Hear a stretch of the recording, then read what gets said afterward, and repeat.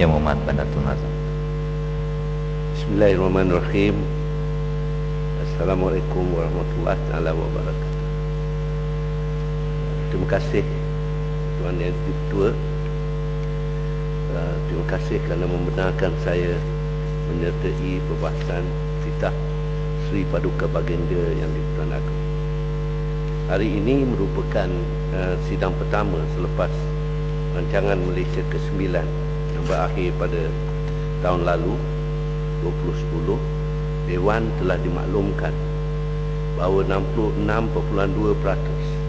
prestasi perbelanjaan yang dicapai dari peruntukan berjumlah 230 bilion pada tahun lalu. Hasilnya, ekonomi Malaysia dikatakan kembali kukuh dengan catatan pertumbuhan pada kadar 7.2% pada tahun 2010. Puncanya dinisbahkan terhadap permintaan domestik dan prestasi ekspor. Saya ingin mengambil perhatian Dewan untuk memberi perhatian terhadap situasi defisit dalam belanjawan negara berikutan banyaknya perbelanjaan yang digunakan. Jumlah perbelanjaan negara meningkat lebih 300% berbanding dengan perbelanjaan yang digunakan pada tahun 1998 yang berjumlah 68 bilion. Dengan iltizam untuk meliberalisasikan ekonomi, kerajaan perlu memberikan beberapa penjelasan yang lebih lanjut tentang konsolidasi fizikal, khususnya berkaitan dengan cara pemberian subsidi yang menjadi persoalan ramai. Sumber daripada Fomka menyatakan inflasi di Malaysia sudah mencapai kadar 2.2% pada bulan Disember 2010, iaitu yang tertinggi dalam tempoh 19 bulan sehingga akhir tahun tersebut. Ini menjadikan kadar inflasi tahunan yang pada kadar yang agak tinggi. Meskipun ia boleh dikatakan rendah berbanding dengan beberapa negara seperti Thailand, Korea dan Indonesia dan India. Namun kita tidak membuat generalisasi bahawa realiti dan kompleksiti di negara-negara tersebut adalah tidak sama seperti kita. Kita tidak boleh membuat jawapan mudah bahawa ini adalah fenomena global, kerana pelabur-pelabur telah menjangkakan inflasi terus berlaku, dan kita juga akan melihat harga-harga hartanah dan juga harga-harga makanan akan melambung, dan ini memberi kesan kepada rakyat Malaysia.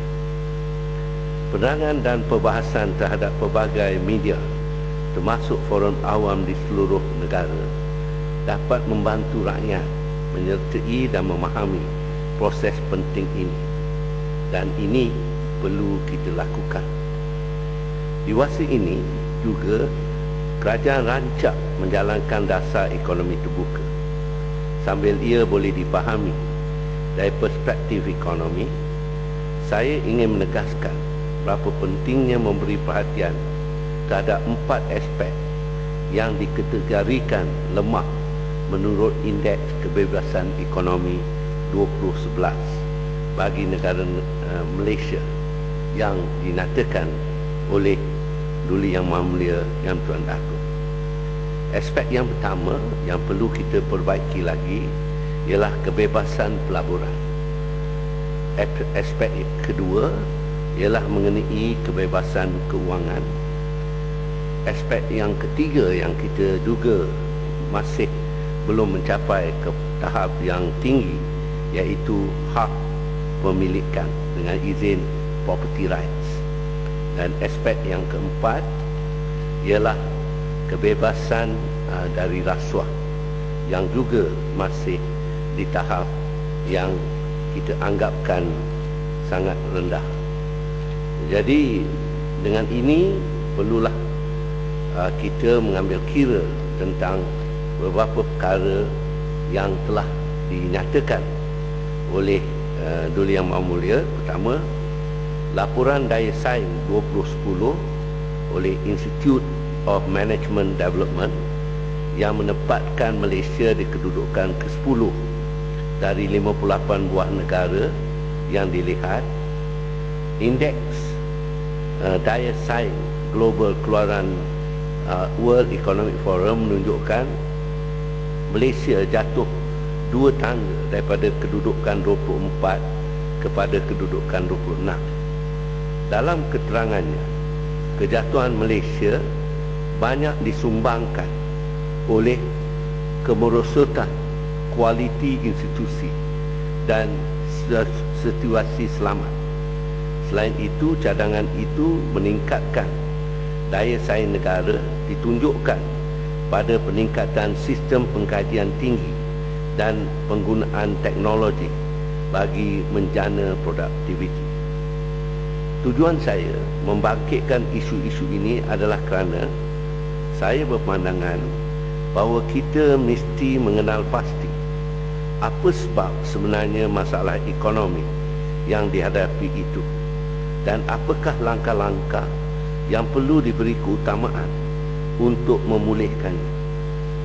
Saya bimbang dengan perisytiharan umum tentang kedudukan negara dalam senario tertentu. Kita mengabaikan petunjuk-petunjuk penting yang membinanya. Petunjuk-petunjuk ini tidak tunggal, mesti diteliti dan mengesan ruang penambahbaikan yang perlu diambil. Jika kita meneliti indeks daya saing global 2010-2011 yang diterbitkan oleh World Economic Forum, dia meliputi 139 negara dengan 12 ciri dan 10 sub-ciri yang diukur. Salah satu daripada ciri utama yang ditekankan ialah keutuhan institusi. Saya mengesan ramai yang mengambil mudah kepentingan keutuhan institusi. Saya mahu menegaskan di Dewan Yang Mulia ini bahawa ianya cukup penting dan merupakan jalan reformasi utama yang mesti diambil. Persekitaran institusi dibentuk oleh kerangka undang-undang dan pentadbiran dengan pelbagai pihak, individu, firma, kerajaan berinteraksi untuk menjana pendapatan dan kekayaan ekonomi. Kita harus sedar betapa ekonomi bukan saja persoalan membasmi kemiskinan dan juga menjana pertumbuhan semata-mata. Sebaliknya, kejayaan ekonomi banyak melibatkan isu tingkah laku manusia. Oleh itu, persekitaran institusi yang bebas dan kukuh sangat mempengaruhi kedudukan ekonomi, terutama dalam tempoh krisis.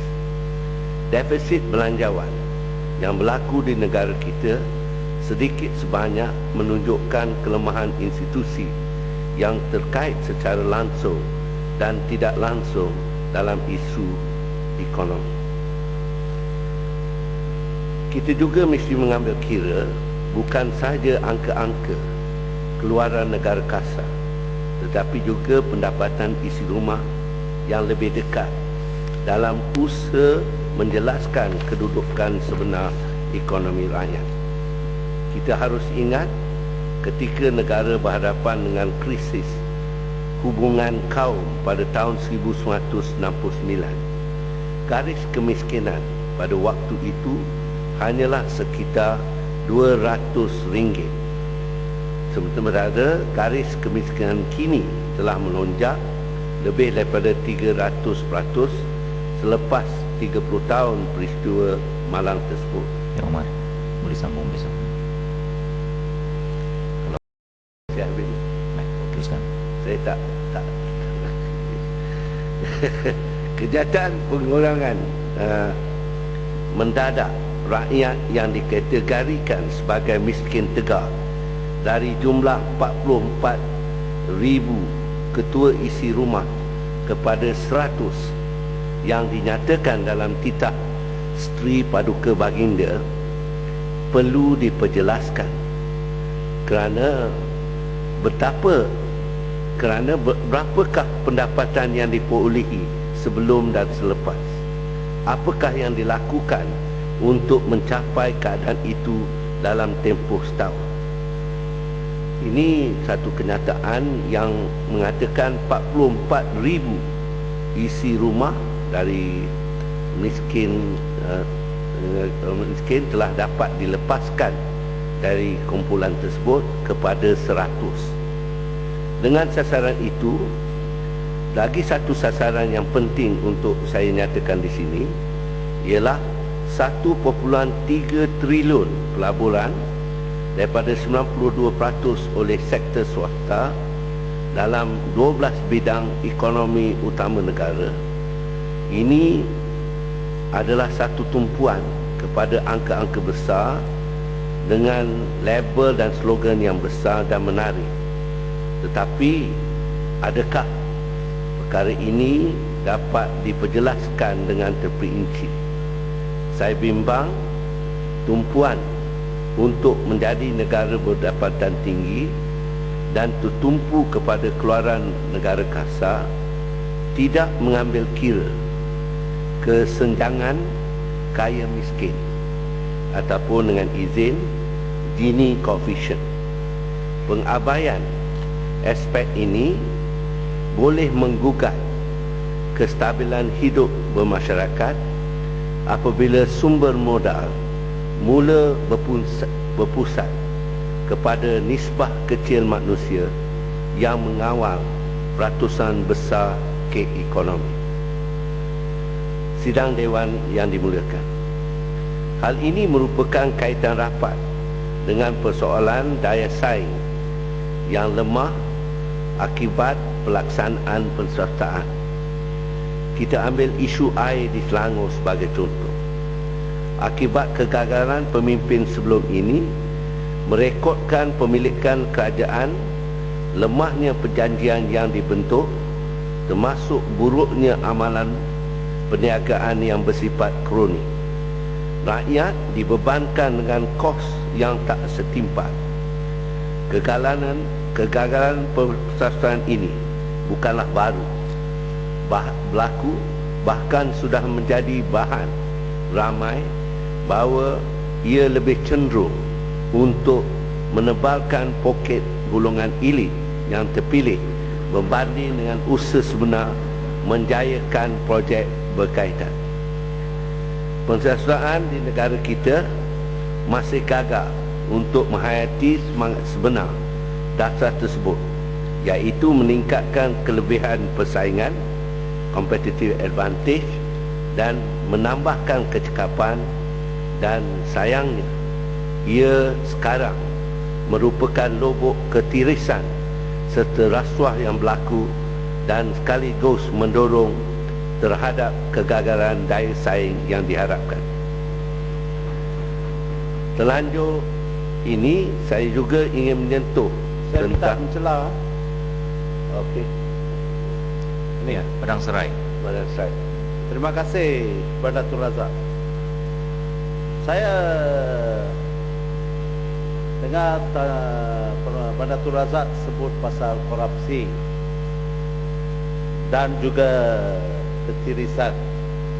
Jadi pada tahun 2009 di Selangor, peruntukan untuk sekolah Tamil sebanyak 3 juta.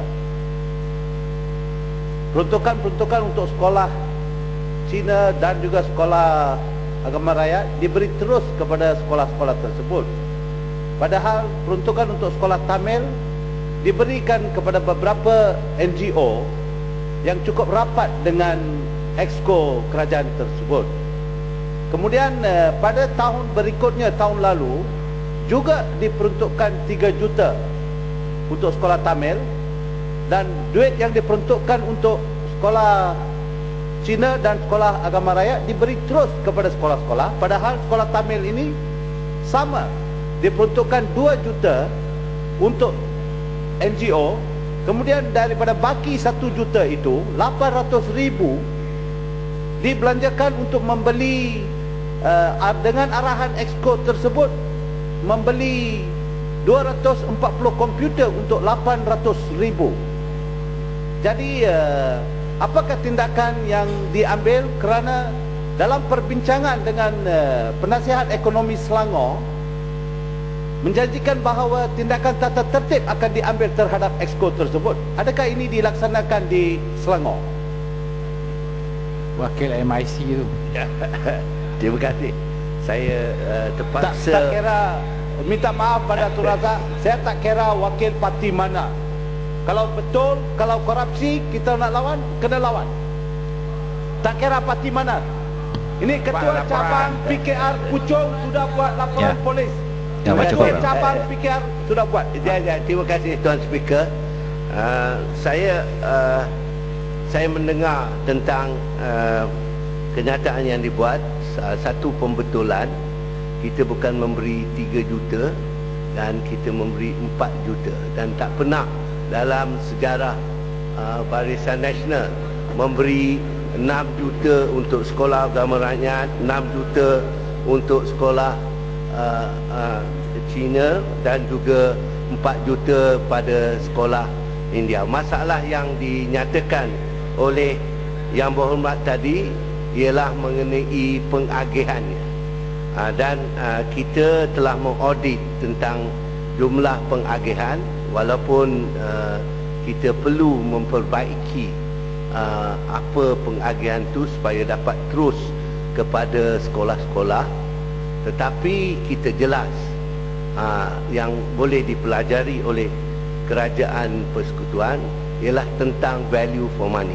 Maknanya apa yang kita bagi itu kepada sekolah-sekolah itu memberikan kita jumlah yang sepatutnya diberi. Jadi kita boleh memperbincangkan perkara ini, tetapi yang paling penting ialah value for money.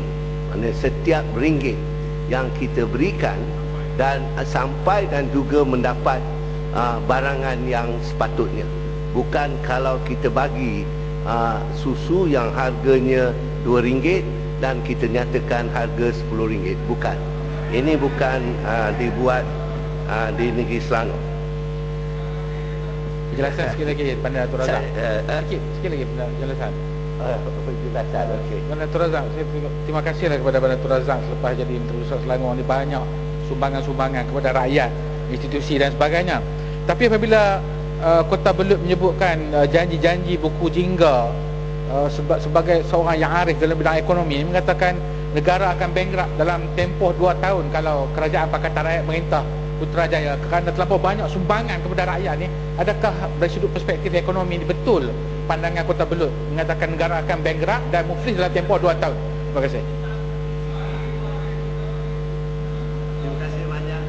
Saya ingin di sini sejak 2008 reserve negeri Selangor bertambah, dan juga tidak ada alasan yang kita boleh mengatakan dengan memberikan kebajikan yang lebih kepada rakyat kita akan mendapat kerugian. Sebab jawapan pada itu seperti yang diterangkan dalam buku jingga, kita mesti membagi subsidi kepada rakyat, bukan memberi subsidi kepada syarikat-syarikat untuk mengeluarkan tenaga yang akhirnya dengan harga yang subsidi tetapi menjualkan kepada rakyat dengan harga pasaran. Itu yang tak boleh dilakukan.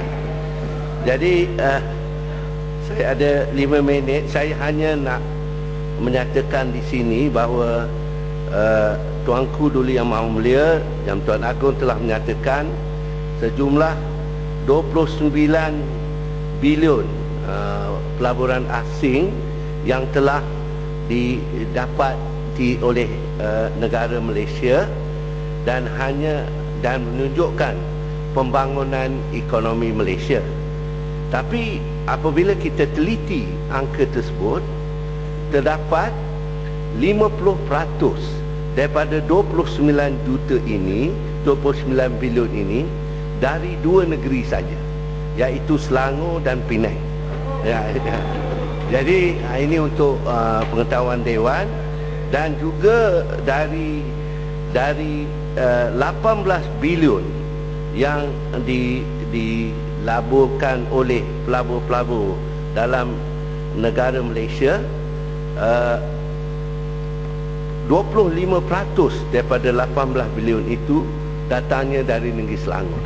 Boleh minta penjelasan Yang Hormat? Dah habis masa yang Nak sikit je pasal pelaburan FDI. Saya tak cerita pasal buku jingga. Sikit je, nak tanya sikit saja. Pakar ekonomi yang dikatakan tadi, pakar ekonomi. Saya nak bagi tahu, ya, saya minta pandangan yang amat berhormat, Banatul Razak. Sewaktu saya berada di London bersama dengan Timbalan Perdana Menteri untuk ini promosi investment negara, ya, Tuan Yang Dipertua, apabila kita berjumpa dengan Captain of Industry ini, Captain of Industry, mereka bertanya di manakah negeri, mereka tidak bertanya di mana negeri yang akan dilaburkan investment mereka. Yang mereka tanya ialah di mana infrastruktur yang terbaik. Dan kita katakan di Selangor, di Pulau Pinang. Tapi itu bukan, jangan ambil kredit. Banatul Razak tidak buat pelabuhan, Banatul Razak tidak buat jalan raya. Jadi jangan kelirukan. Okey, it goes to Selangor, well and good. Tetapi nak kata ini adalah kerana Pakatan Rakyat, oh itu sudah melencong jauh. Terima kasih. Tuan Speaker, saya tidak menyebut perkataan Anda. Maknanya untuk menerangkan fakta yang telah berlaku. Kedua, saya juga nak mengingatkan bahawa rancangan untuk meningkatkan pasarana di Greater Kuala Lumpur dan Lembah Kelang juga perlu diambil perhatian dengan teliti. Sebab pengalaman kita, walaupun terdapat pembangunan pasarana, tetapi kos pembangunan itu sangat tinggi. Dan oleh sebab itu, dalam ucapan Yang di-Pertuan Agong, dia ingin kita mendapatkan value yang terbaik. Dan saya di Dewan ini ingin menyatakan, walaupun Kerajaan Negeri Selangor menyokong tentang usaha ini, Kerajaan Negeri Selangor ingin menegaskan bahawa setiap pembelanjaan dalam pembangunan ini mesti dipantau dengan teliti supaya tidak ada ketirisan supaya tidak ada ketirisan yang menyebabkan rakyat akhirnya terpaksa membayar. Dan mengikut kiraan kita, rakyat membayar 2 kali ganda dari harga yang sepatutnya boleh dilakukan. Saya juga ingin mencadangkan tentang tumpuan kepada sektor pendidikan yang telah disebut baru ini, dan juga mengambil kira tentang saluran kita untuk membangunkan ekonomi ini, kerana kita dapati ada diberikan peluang untuk rakyat Malaysia yang luar negara untuk balik ke Malaysia. Nak habiskan satu ayat. Jadi saya hendak menegaskan sini, kita dapati program-program itu tidak jelas dan juga dapat menghasilkan satu perkara yang akan menyukarkan kita apabila mereka merasakan kedatangan mereka tidak mempunyai pekerjaan yang sesuai. Yang kedua, saya mencadangkan